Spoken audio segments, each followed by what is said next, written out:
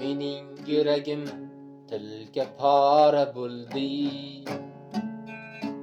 Bir go'zalni ortidan sarsona avvora bo'ldi. Ko'nglimdan nelar o'tdi, vayrona bo'ldi. Shunchaki oshiq dilim deydi.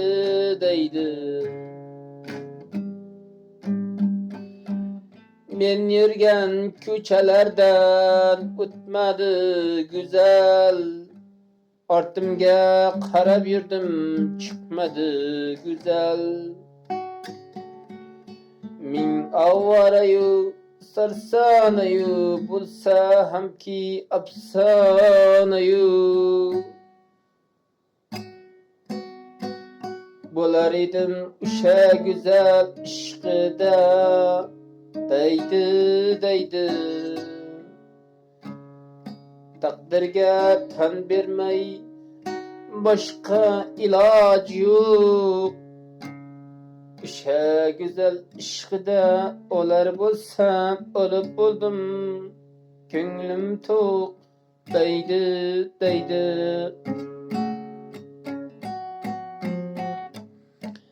Bu mening yuragimni tilga pora bo'ldi.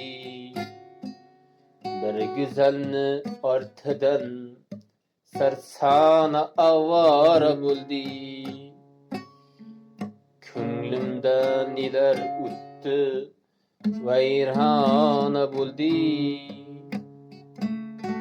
Shunchaki oshiq dilim deydi.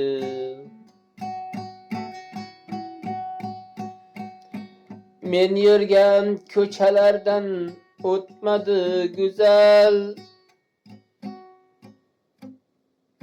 Ortimga qarab yurdim, chiqmadi go'zal.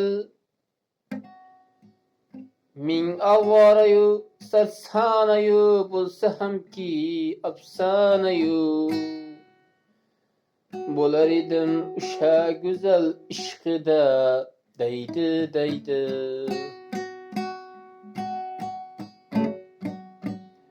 Taqdirga tan bermay boshqa iloj yo'q.